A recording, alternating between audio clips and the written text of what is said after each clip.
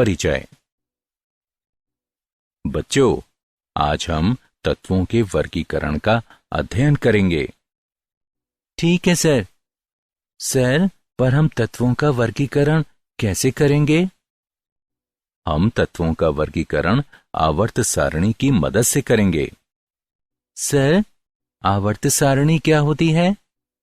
बच्चों, आवर्त सारणी तत्वों की ऐसी व्यवस्था है जिसके कारण समान तत्व एक वर्ग में आते हैं और असमान तत्व अलग रखे जाते हैं। अच्छा, तो सर हम तत्वों का वर्गीकरण उनके गुणों के आधार पर करेंगे। हाँ, ठीक कहा तुमने। धन्यवाद सर। तो चलो आगे बढ़ते हैं। इस अध्याय में आप उन तत्वों का अध्ययन करेंगे जो अब तक मालूम किए गए हैं और उन्हें वर्गीकृत करेंगे।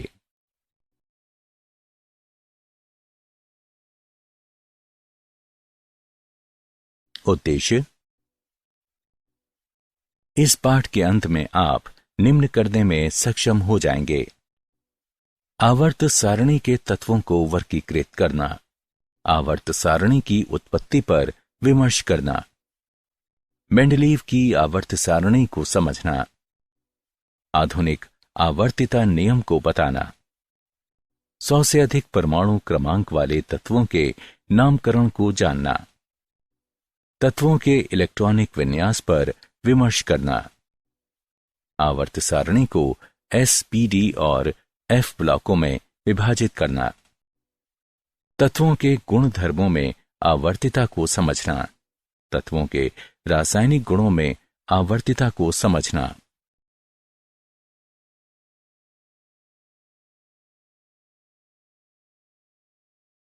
हमें तत्वों की वर्गीकरण की आवश्यकता क्यों है? 18वीं शताब्दी के पूर्व कुछ ही तत्वों के बारे में जानकारी थी। समय बीतने के साथ बड़ी संख्या में तत्वों की खोज कर ली गई। वर्तमान में हमें 114 तत्वों के बारे में जानकारी प्राप्त है। अब उन्हें वर्गीकृत करना जरूरी हो गया है। तत्वों के वर्गीकरण ने आवर्त सारणी के गठन की आवश्यकता को जन्म दिया। इस प्रकार आवर्त सारणी को एक ऐसी तालिका के रूप में परिभाषित किया जा सकता है जिसमें सभी प्राप्त तत्वों को उनके गुण धर्मों के अनुसार व्यवस्थित किया गया है, ताकि समान तत्व एक ही ऊर्ध्वाधर कॉलम में आ जाएं और असमान तत्व अलग रखे जा सकें।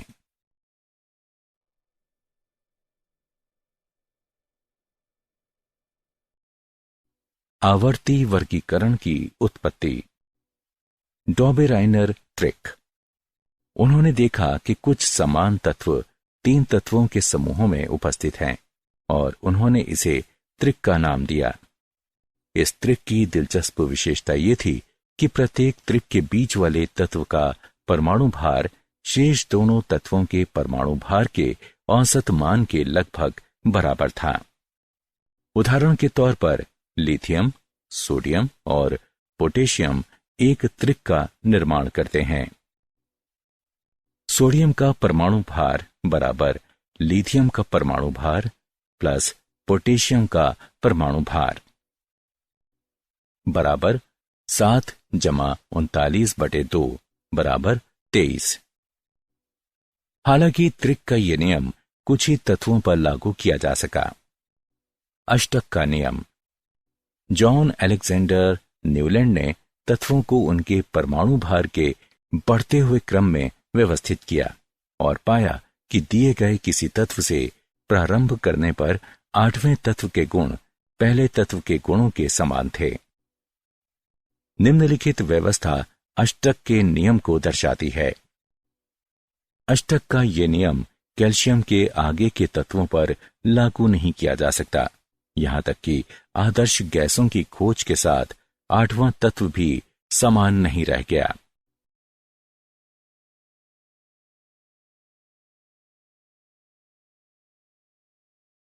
मेंडलीव की आवर्त सारणी। मेंडलीव ने जो आवर्त सारणी दी उसके अनुसार तत्वों के गुणधर्म उनके परमाणु भारों के आवर्ती फलन होते हैं। मेंडलीव की आवर्त सारणी की उपयोगिता। 1. आवर्त सारणी में तत्वों का वर्गीकरण समान गुण धर्म वाले तत्वों को एक समूह में रखकर किया गया है। 2. मेंडलीव ने अपनी आवर्त सारणी में कुछ रिक्त स्थान छोड़े थे जो भविष्य में नए तत्वों की खोज का संकेत देते थे।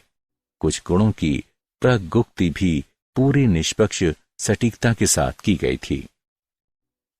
उदाहरण के तौर पर जब उन्होंने अपनी आवर्त सारणी को प्रस्तावित किया था, गैलियम और जर्मेनियम दोनों तत्वों की खोज नहीं हुई थी। मेंडलीव ने इनका नाम क्रमशः एका एल्यूमिनियम और एका सिलिकॉन रखा था। 3. इस सारणी की मदद से कुछ तत्वों के संदेहास्पद परमाणु भारों को ठीक कर दिया गया।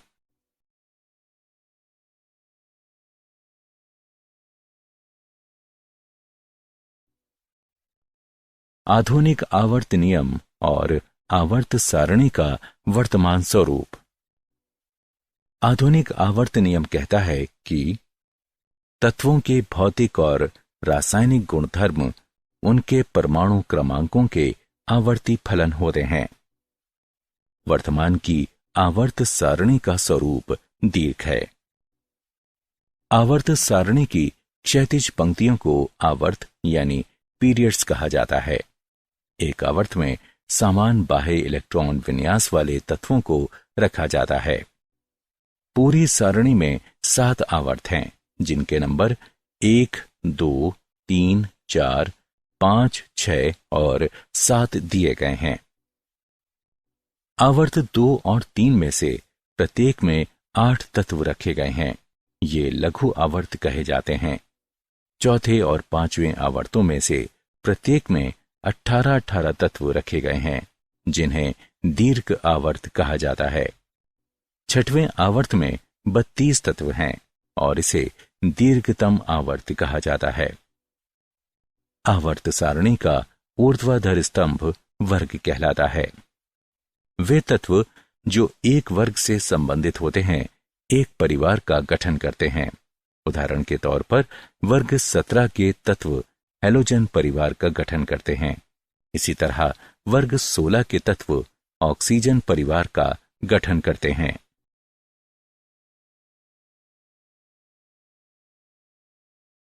सौ से अधिक परमाणु क्रमांक वाले तत्वों का नामकरण। IUPAC यानी international union of pure and applied chemistry के द्वारा यह निर्णय लिया गया कि तत्वों का एक व्यवस्थित नामकरण 0 और 1 से 9 तक की संख्याओं के लिए संख्यात्मक मूल का प्रयोग करते हुए सीधे तत्वों के परमाणु क्रमांकों के आधार पर किया जाएगा। परमाणु क्रमांकों के विभिन्न अंकों के लिए दिए गए नामों को क्रमशः एक साथ लिखकर अंत में EM लगा दिया जाए।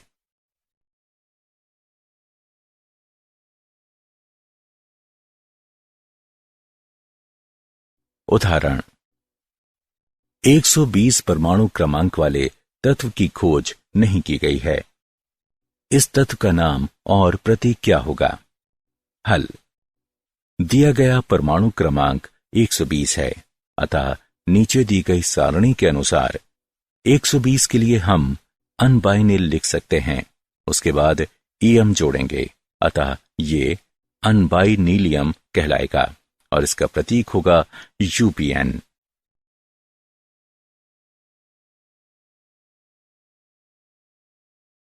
तत्वों का इलेक्ट्रॉनिक विन्यास और आवर्त सारणी।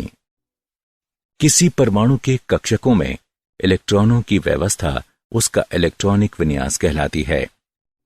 आवर्त की संख्या तत्वों में उपस्थित संयोजी कोश की मुख्य क्वांटम संख्या को प्रदर्शित करती है। आवर्तों में इलेक्ट्रॉनिक विन्यास। प्रथम आवर्त प्रथम ऊर्जा स्तर जो कि n बराबर 1 है, इसमें इलेक्ट्रॉनों के भराव को दर्शाता है। अब इस ऊर्जा स्तर में केवल एक कक्षक होता है, एक s, इसलिए इसमें 2 इलेक्ट्रॉन रह सकते हैं। इसका मतलब यह भी हुआ कि प्रथम आवर्त में केवल 2 ही तत्व हो सकते हैं।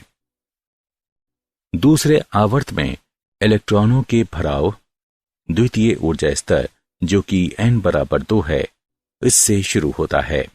इसमें केवल 4 कक्षक होते हैं, 1 2s और 3 2p, जो 8 इलेक्ट्रॉनों को रख सकते हैं।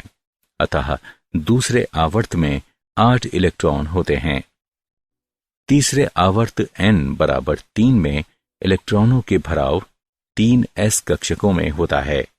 अतः 3s और 3p कक्षकों में इलेक्ट्रॉनों का लगातार भराव तीसरा आवर्त बनाता है। चौथा आवर्त n बराबर 4, ये 4s कक्षकों में इलेक्ट्रॉनों के भराव से शुरू होता है। हालांकि 4s कक्षक के बाद और 4p कक्षकों के पहले 5 3d कक्षक भी भराव के लिए होते हैं।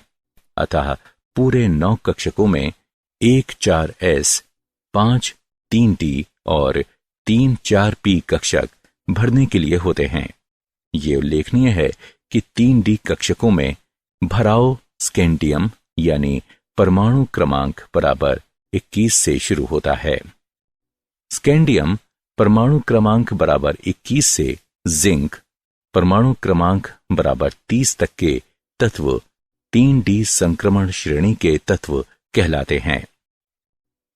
पांचवां आवर्त n बराबर 5, 5s कक्षकों से शुरू होता है और चौथे आवर्त के ही समान होता है। 9 कक्षकों में से 1 5s, 5 4d और 3 5p कक्षक भरने के लिए होते हैं। अतः पांचवें आवर्त में भी 18 तत्व होते हैं। छठवां आवर्त 6s कक्षकों के भराव से शुरू होता है, जो कि n बराबर 6 है। इसमें 16 कक्षक हैं, 1 6s, 7 4f, 5 5d और 3 6p, जिनमें इलेक्ट्रॉनों का भराव अगले ऊर्जा स्तर के शुरू होने के पहले होता है।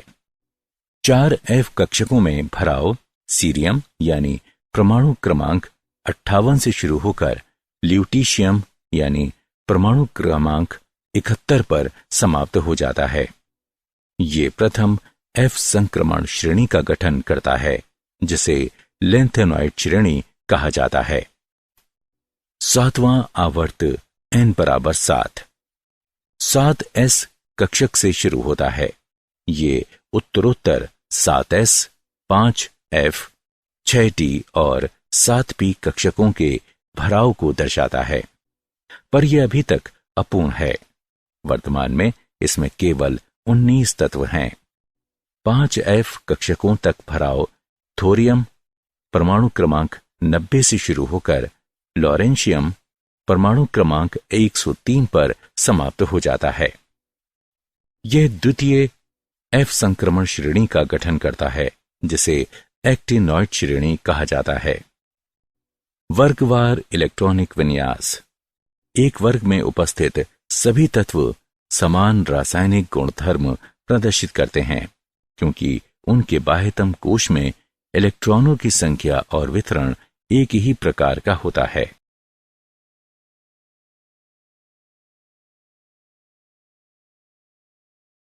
इलेक्ट्रॉनिक विन्यास और तत्वों के प्रकार। s, p, d, f block.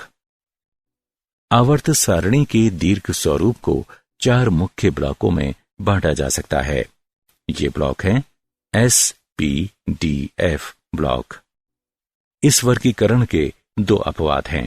पहला हीलियम है, जो कि s ब्लॉक के तत्वों से संबंध को दर्शाता है, परंतु इसे p ब्लॉक तत्वों के साथ रखा गया है, क्योंकि इसका बाह्यतम कोश 1s2 यानी पूरा भरा हुआ है।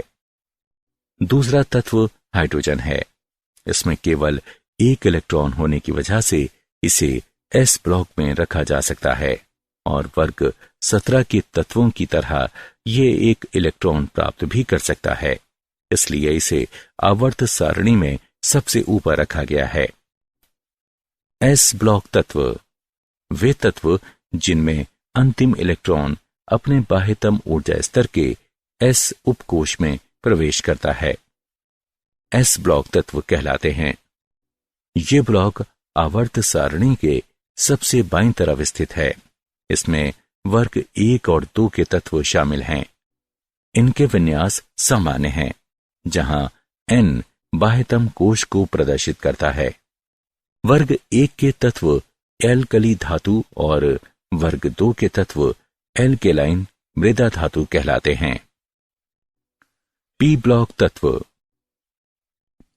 वे तत्व जिनमें अंतिम इलेक्ट्रॉन अपने बाह्यतम ऊर्जा स्तर के पी उपकोष में प्रवेश करता है, पी ब्लॉक तत्व कहलाते हैं। हीलियम को छोड़कर, जो कि एक अपवाद है, इनके विन्यास सामान्य हैं। वर्ग 18 में आदर्श गैसें शामिल हैं और इनका इलेक्ट्रॉनिक विन्यास है। वर्ग 17 के तत्व हेलोजन कहलाते हैं और वर्ग 16 के तत्व चालकोजेन कहलाते हैं। ये तत्व स्थायी विन्यास पाने के लिए आसानी से एक इलेक्ट्रॉन ग्रहण करते हैं। डी ब्लॉक तत्व यानी संक्रमण तत्व। डी ब्लॉक तत्व वे तत्व हैं जिनके इलेक्ट्रॉनिक विन्यास में डी कक्षक आंशिक रूप से भरा जाता है। इसका सामान्य विन्यास है। डी ब्लॉक तत्वों की सामान्य विशेषताएं निम्नलिखित हैं। ये रंगीन सम्मिश्र का निर्माण करते हैं। इनमें से अधिकांश अनुचुंबकीयता प्रदर्शित करते हैं। इनमें से अधिकांश में उत्प्रेरक के गुण होते हैं। ये युग्म का निर्माण करते हैं। उदाहरण के तौर पर ब्रास, कॉपर और जिंक का एक युग्म है। एफ ब्लॉक तत्व यानी आंतरिक संक्रमण तत्व। आवर्त सारणी की निचली 2 क्षैतिज पंक्तियां एफ ब्लॉक तत्वों को धारण करती हैं। इन्हें लेंथेनॉइड और एक्टिनॉइड कहा जाता है। इनका सामान्य इलेक्ट्रॉनिक विन्यास है, जहां N बाह्यतम कोश को प्रदर्शित करता है। ये तत्वों की 2 श्रेणियों को शामिल करते हैं जो आवर्त सारणी के आधार में स्थित हैं। प्रथम श्रेणी लेंथेनम का अनुसरण करती है और लेंथेनॉइड कहलाती है, जबकि एक्टिनॉइड श्रेणी एक्टिनियम का अनुसरण करती है। एफ ब्लॉक तत्वों के सामान्य गुण निम्नलिखित हैं। ये विभिन्न संभावित ऑक्सीकरण अवस्थाओं को प्रदर्शित करते हैं। ये उच्च गलनांक वाली धातुएं हैं। इनका घनत्व उच्च होता है। एक्टिनॉइड श्रेणी के अधिकांश तत्व रेडियोधर्मी हैं।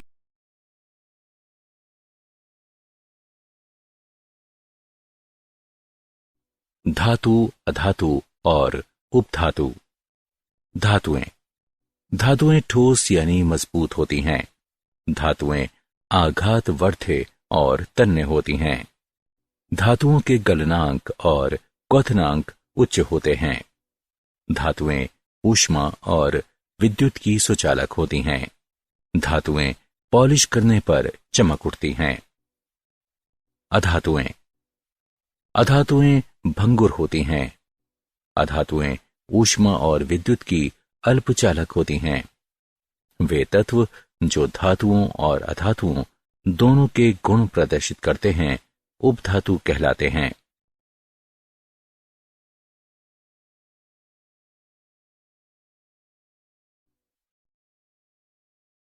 तत्वों के गुण धर्मों में आवर्तिता। भौतिक गुणों की प्रवृत्तियां। क परमाणु त्रिज्या। परमाणु त्रिज्या को परमाणु के नाभिक के केंद्र से इलेक्ट्रॉनों के बाह्यतम कोश के बीच की दूरी के रूप में परिभाषित किया गया है। परमाणु की त्रिज्या को निम्नलिखित कारणों से सही परिकलन संभव नहीं है। अलग किए जाने के लिए परमाणु बहुत छोटा है। किसी परमाणु की प्रायिकता वितरण उसके आसपास उपस्थित अन्य परमाणुओं से प्रभावित हो जाती है।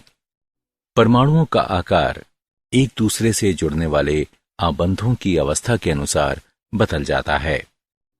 यदि सहसंयोजक अणुओं के 2 परमाणु एकल बांध द्वारा जुड़े हुए हैं तो हम नापेंगे सह संयोजक त्रिज्या को। समान परमाणु जो एकल आबंध द्वारा जुड़े हुए हैं उनके नाभिक के केंद्रों के बीच की दूरी के आधे भाग के रूप में परिभाषित किया जाता है। धातुओं के लिए हम धात्विक या क्रिस्टल त्रिज्या को नापेंगे। इसे धातु कोरों के दो संलग्न परमाणुओं के बीच की अंतरा नाभिकीय दूरी के आधे भाग के रूप में परिभाषित किया जा सकता है। किसी परमाणु की धात्विक त्रिज्या हमेशा उसकी सह संयोजक त्रिज्या से बड़ी होती है, क्योंकि धात्विक बंध सह संयोजक बंध की तुलना में कमजोर होते हैं। आयनी त्रिज्या। जब उदासीन परमाणु इलेक्ट्रॉन लेता या खोता है तो आयन का निर्माण होता है। इलेक्ट्रॉन निकल जाने पर धनायन बनाता है, जबकि इलेक्ट्रॉन मिल जाने पर ऋणायन बनाता है। आयनों के नाभिक के बीच वह प्रभावी दूरी जिसमें वे आयनिक बंध के प्रभाव में रहते हैं आयनिक त्रिज्या कहलाती है। महत्वपूर्ण बिंदु। धनायन की त्रिज्या अपने जनक परमाणु की त्रिज्या से कम होती है। ऋणायन की त्रिज्या अपने जनक परमाणु की त्रिज्या से अधिक होती है। जब आयनों में इलेक्ट्रॉनों की संख्या समान किंतु नाभिकीय आवेश की मात्रा अलग होती है तो ये सम इलेक्ट्रॉनी आयन कहलाते हैं। इन आयनों का आकार नीचे दिए गए क्रमशः है।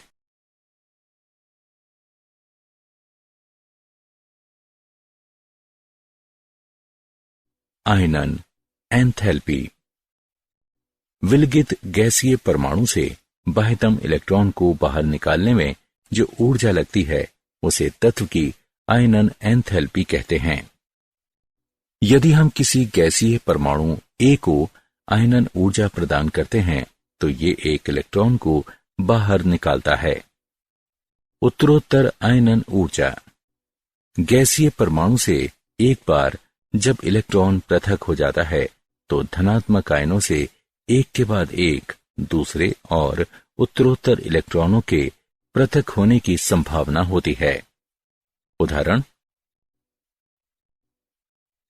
तत्वों की गैसीय अवस्था के यूनिपॉजिटिव, डाइपॉजिटिव, ट्राइपॉजिटिव आयनों से सर्वाधिक शिथिलता से बंधे इलेक्ट्रॉनों को पृथक करने के लिए आवश्यक ऊर्जा को क्रमशः द्वितीय, तृतीय, चतुर्थ आयनन ऊर्जा कहा जाता है। ये उल्लेखनीय है कि आयनन ऊर्जा 3 का मान आयनन ऊर्जा 2 के मान से और आयनन ऊर्जा 2 का मान आयनन ऊर्जा 1 के मान से अधिक होता है। आयनन ऊर्जा निम्नलिखित कारकों पर निर्भर करती है। 1. परमाणु का आकार। जैसे ही परमाणु का आकार बढ़ता है बाह्यतम इलेक्ट्रॉनों पर नाभिक की पकड़ ढीली पड़ जाती है और उन इलेक्ट्रॉनों को पृथक करना और आसान हो जाता है। इस तरह आयनन ऊर्जा परमाणु के आकार में वृद्धि के साथ घट जाती है। 2. नाभिकीय आवेश की मात्रा। नाभिकीय आवेश की मात्रा बढ़ने के साथ इलेक्ट्रॉन का पृथक्करण कठिन हो जाता है, अतः आयनन ऊर्जा बढ़ती है। 3. आवरण प्रभाव। बहु इलेक्ट्रॉन वाले परमाणुओं में जो इलेक्ट्रॉन बाह्यतम कोश में स्थित होते हैं वे क्रोडीय इलेक्ट्रॉनों की प्रतिकारक अन्योन्य क्रिया के कारण पूरे नाभिकीय आवेश को अनुभव नहीं करते हैं, अतः संयोजी इलेक्ट्रॉन नाभिक से आंतरिक इलेक्ट्रॉनों के द्वारा परिरक्षित या आवृत हो जाते हैं। इस प्रभाव को आवरण प्रभाव कहते हैं।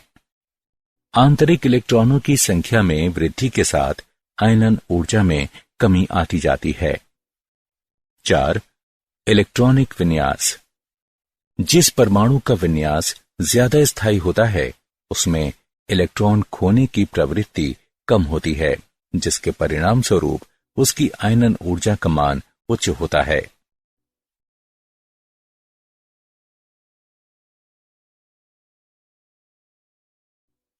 इलेक्ट्रॉन लब्ध एंथैल्पी।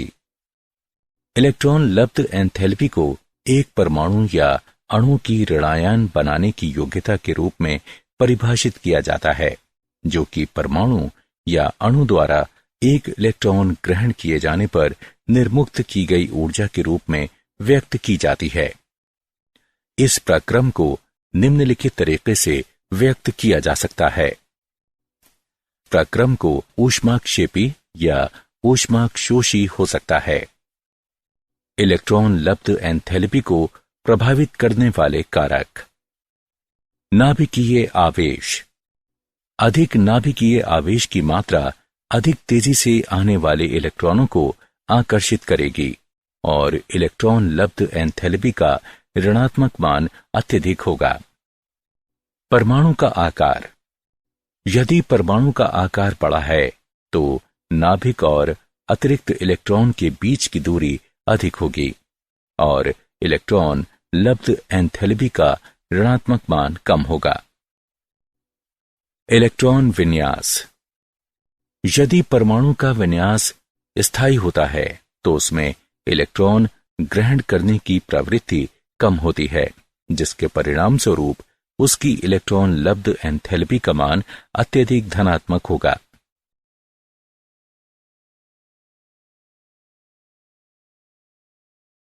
विद्युत ऋणात्मकता। सहसंयोजक आबंध के इलेक्ट्रॉन युग्म को अपनी ओर आकर्षित करने की योग्यता की माप विद्युत ऋणात्मकता कहलाती है। वे कारक जिन पर विद्युत ऋणात्मकता निर्भर करती है वे हैं प्रभावी नाभिकीय आवेश और परमाणु त्रिज्या। अधिक नाभिकीय आवेश अधिक विद्युत ऋणात्मकता, छोटी परमाणु त्रिज्या अधिक विद्युत ऋणात्मकता। सबसे अधिक विद्युत ऋणात्मक तत्व फ्लोरीन है।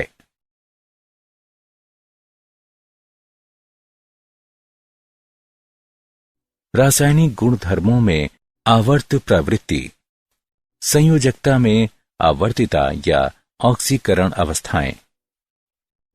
किसी तत्व की संयोजकता उसके बाह्यतम कोश में उपस्थित इलेक्ट्रॉनों की संख्या होती है। संयोजकता इलेक्ट्रॉनों की संख्या आवर्तों में आगे बढ़ने पर 1 से 8 तक बढ़ती जाती है। हाइड्रोजन के सापेक्ष तत्वों की संयोजकता वर्गों में नीचे जाते हुए संयोजकता इलेक्ट्रॉनों की संख्या समान रहती है, अतः एक वर्ग के सभी तत्व समान संयोजकता प्रदर्शित करते हैं। द्वितीय आवर्त के तत्वों के गुणधर्मों में असंगतता। द्वितीय आवर्त के तत्व ऐसे कई गुण प्रदर्शित करते हैं जो उनके समूह के नहीं हैं।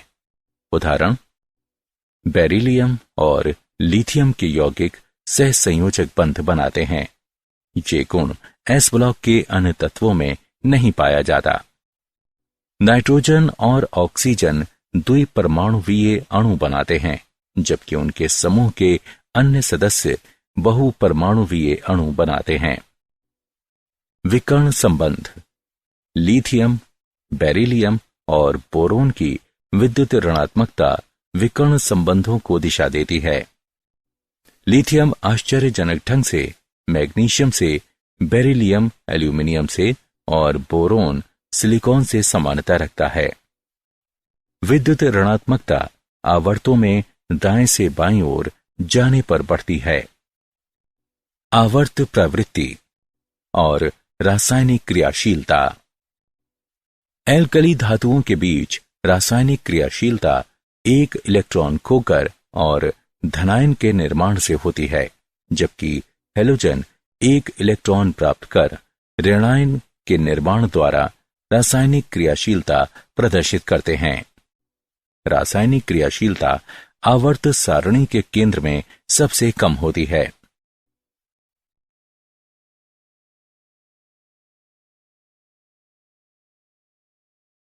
क्या आप जानते हैं, मई 31 सन 2012 को IUPAC, the international union of pure and applied chemistry ने फ्लेरोवियम और लिवरमोरियम को आवर्त सारणी में जोड़ने के लिए मंजूरी दी।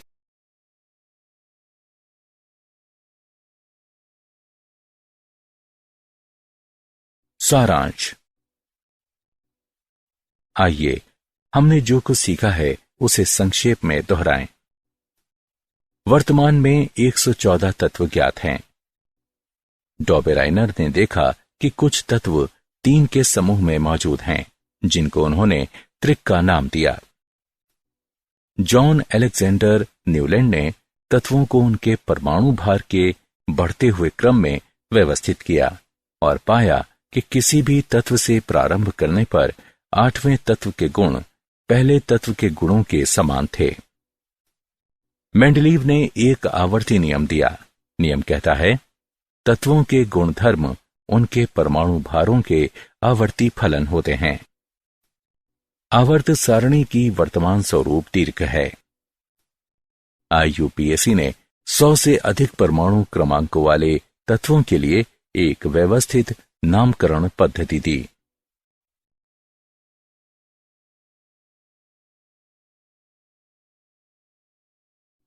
किसी परमाणु के कक्षांकों में इलेक्ट्रॉनों की व्यवस्था को इलेक्ट्रॉन विन्यास कहा जाता है। आवर्त सारणी को 4 ब्लॉकों S, P, D और F में वर्गीकृत किया गया है। किसी तत्व की संयोजकता उसके बाह्यतम कोश में उपस्थित इलेक्ट्रॉनों की संख्या होती है। द्वितीय आवर्त के तत्व ऐसे कई गुण प्रदर्शित करते हैं जो उनके समूह के नहीं हैं। द्वितीय आवर्त के तत्वों का ये गुण असंगत गुणधर्म कहलाता है।